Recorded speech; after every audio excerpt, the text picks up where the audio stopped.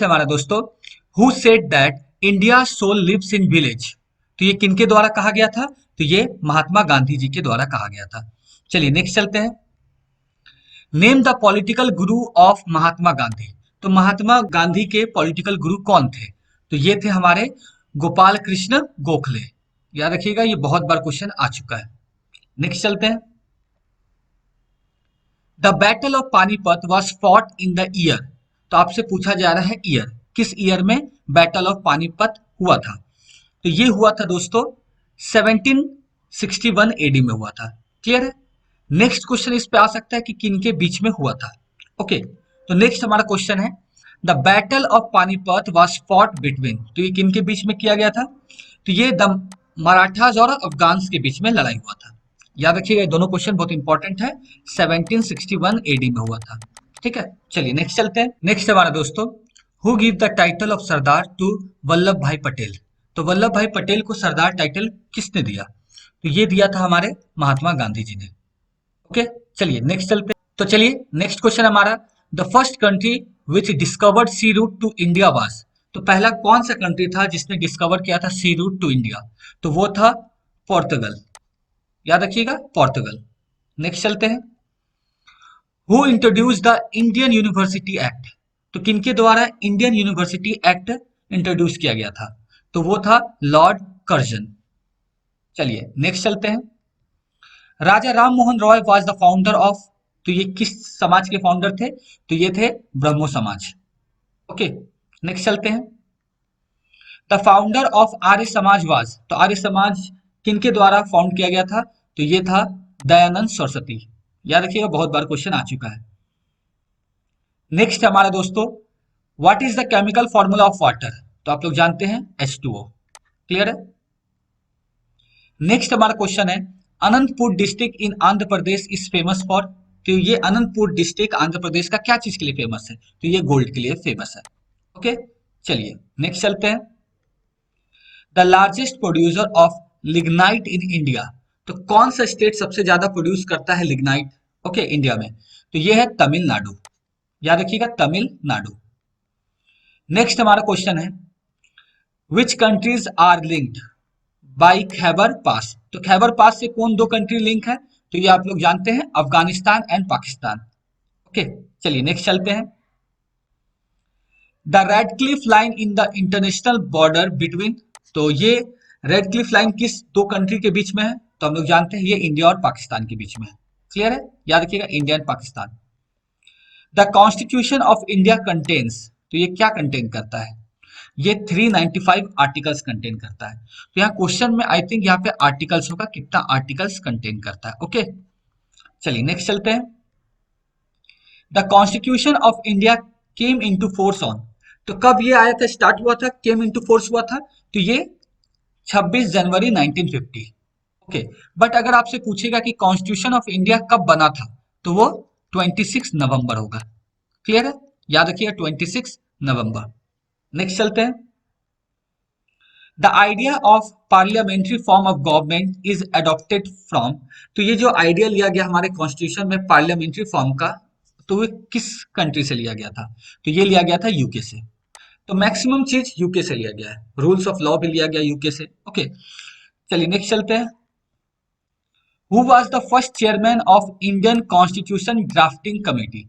तो आप जानते हैं टोटल ड्राफ्टिंग कमेटी में 7 मेंबर थे, 7 मेंबर थे। ओके, जिसमें से एक आपके थे चेयरमैन। तो वो चेयरमैन कौन थे? तो वो थे डॉक्टर भीमराव अंबेडकर। नेक्स्ट चलते हैं। Fundamental duties are added to the constitution by. तो किस अमेंडमेंट से किया गया है? तो ये किया गया है 42 अमेंडमेंट से ऐड किया गया है। याद रखिए, ये क्वेश्चन बहुत बार आ चुका है। तो फंडामेंटल ड्यूटीज 42 अमेंडमेंट से ऐड किया गया है कॉन्स्टिट्यूशन में। नेक्स्ट चलते हैं।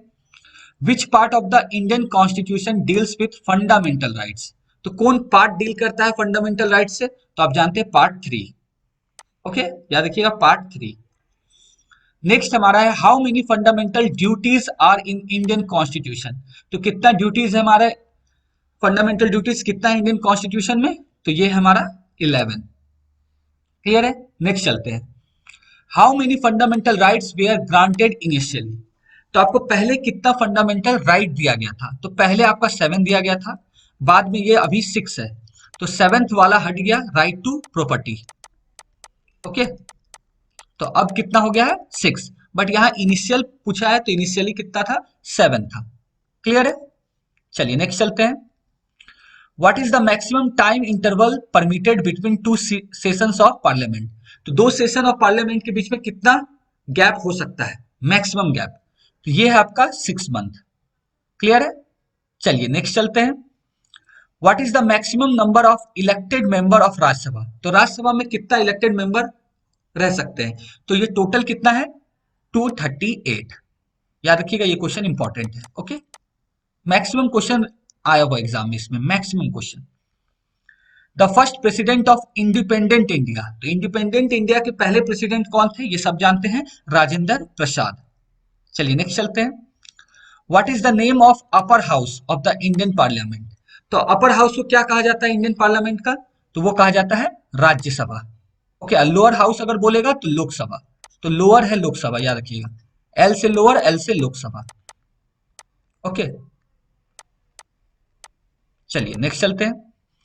According to the Indian constitution who has the power to declare emergency, तो इंडियन कॉन्स्टिट्यूशन के तहत कौन किनके पास पावर है कि वो इमरजेंसी डिक्लेयर कर सकते हैं, तो ऑब्वियस सी बात है ये हमारे president. Clear, an ordinance issued by the governor has to be passed by assembly within, तो जो भी ऑर्डिनेंस गवर्नर अगर पास करते हैं उसको असेंबली में पारित होना होगा कितना दिन के अंदर, तो वो है आपका 6 वीक। याद रखिए ये क्वेश्चन आ चुका है 6 week. How many schedules are there in Indian constitution, तो कितना स्केड्यूल्स है, तो ये है 12। ओके, और इसमें मैक्सिमम पूछा गया है, बहुत सारा क्वेश्चन इस स्केड्यूल से आया होगा, तो आपको पूरे स्केड्यूल्स याद करना होगा। ओके, चलिए नेक्स्ट चलते हैं। Article 1 of the Indian constitution declares India to be a, तो आर्टिकल 1 क्या बोलता है, ये बोलता है कि इंडिया एक यूनियन ऑफ स्टेट्स है। क्लियर है, यूनियन ऑफ स्टेट्स है, याद रखिएगा, important. Which article of Indian constitution deals with fundamental duties, तो कौन सा इंडियन कॉन्स्टिट्यूशन है जो कि डील करता है फंडामेंटल ड्यूटीज से, तो ये है आपका आर्टिकल 51A। ओके, नेक्स्ट चलते हैं। नेक्स्ट हमारा दोस्तों, the election commission is established under the article, तो ये किस आर्टिकल के तहत इलेक्शन कमीशन को बनाया गया है, स्टैब्लिश किया गया है, तो ये है आर्टिकल 324। याद रखिए ये भी इंपॉर्टेंट है, बहुत बार पूछ चुका है एसएससी से लेके रेलवे में। Article 324, right to privacy comes under, तो ये किसके अंदर आता है, तो आर्टिकल 21 के अंदर आता है। राइट टू प्राइवेसी किसमें आ गया है, आर्टिकल 21 के अंदर आता है। नेक्स्ट हमारा, which article of constitution enjoins the state to establish village panchayat, तो कौन सा आर्टिकल के तहत आप विलेज पंचायत स्टेट में बना सकते हैं, स्टैब्लिश कर सकते हैं, तो ये है आपका आर्टिकल 40। याद रखिएगा आर्टिकल 40। नेक्स्ट चलते हैं। What is the pH value of human blood, ये बहुत बार आ चुका है, पिछले बार के लोको पायलट में भी आया हुआ है। ओके, तो ह्यूमन ब्लड का पीएच वैल्यू क्या है, तो ये है 7.4। ओके, 7.4। ओके, नेक्स्ट क्वेश्चन है पीएच वैल्यू ऑफ मिल्क, तो पीएच वैल्यू ऑफ मिल्क कितना है, तो ये है 6.5। क्लियर है, ब्लड का पूछा है और मिल्क का भी पूछा है, दोनों पूछा है, तो 7.4 एंड 6.5 आपको याद रखना होगा। नेक्स्ट है आपका दोस्तों, विच substance is used in purification of water, तो वाटर को प्यूरिफाई करने के लिए कौन सा सब्सटेंस का यूज करते हैं, तो इसका हम लोग यूज करते हैं, ये है हमारा पोटास एलम। देखिए पोटास एलम का अगर बात किया जाए तो इसका फॉर्मूला होता है दोस्तों KAlSO4 whole twice 2 dot 12H2। Okay, तो हो सकता है कि नेक्स्ट कहीं कोई क्वेश्चन में ये फॉर्मूला पूछ दे। ओके, तो पोटास एलम याद रखना है, ये प्यूरिफाई करता है वाटर को। नेक्स्ट हमारा है which substance is used as a reagent in ice factory, तो ये है आपका अमोनिया। ये बहुत ही बेसिक क्वेश्चन है, अमोनिया याद रखिएगा, इंपॉर्टेंट भी है। तो आइस फैक्ट्री में कौन सा सब्सटेंस यूज किया जाता है एज अ रीएजेंट, वो है अमोनिया। नेक्स्ट हमारा study of heart is known as, इसको बोलते हैं कार्डियोलॉजी। तो कार्डियोलॉजी के तहत हम स्टडी ऑफ हार्ट करते हैं, तो स्टडी ऑफ हार्ट बोला जाए तो कार्डियोलॉजी। ओके चलिए next, which metal is used in aeroplane, तो एरोप्लेन में कौन सा मेटल यूज किया जाता है, तो ये है पैलाडियम। याद रखिएगा पैलाडियम, इसका सिंबल होता है पीडी। क्लियर है, चलिए नेक्स्ट चलते हैं। Who was the first governor general of India, तो पहला गवर्नर जनरल ऑफ इंडिया कौन था, तो ये थे लॉर्ड विलियम बेंटिक। याद रखिए लॉर्ड विलियम बेंटिक। चलिए नेक्स्ट चलते हैं। Who was the first Indian to get Bharat Ratna award, तो पहले इंडियन कौन थे जिनको भारत रत्न अवार्ड मिला था, तो ये थे एस राधा कृष्णन। ये कौन थे, एस राधा कृष्णन। क्लियर है, नेक्स्ट चलते हैं।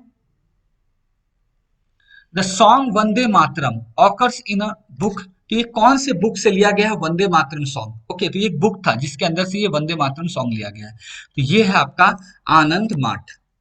याद रखिएगा आनंद माठ, ये बहुत इंपॉर्टेंट है, एसएससी में इससे क्वेश्चन आया था, ये बुक के बारे में पूछा था। ओके नेक्स्ट है आपका, who is the writer of famous book Kabuliwala, कबूली वाला का राइटर कौन है, तो ये कबूली वाला का राइटर है आपका रविंद्रनाथ टैगोर। ओके नेक्स्ट चलते हैं। Who is the author of Meghdoot, तो ये बहुत फेमस बुक है, एसएससी में क्वेश्चन आया था सीएचएसएल में। ओके तो मेघदूत के ऑथर कौन है, कालिदास। चलिए नेक्स्ट चलते हैं। Thomas cup is associated with, तो ये कौन से गेम से एसोसिएटेड है, तो ये है आपका बैडमिंटन से।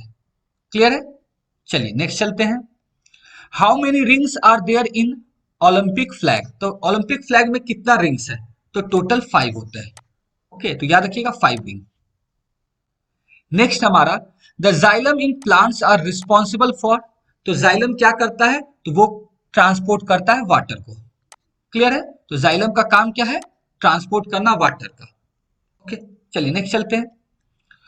When is the international yoga दिवस इज सेलिब्रेटेड, तो ये होता है आपका 21 जून को।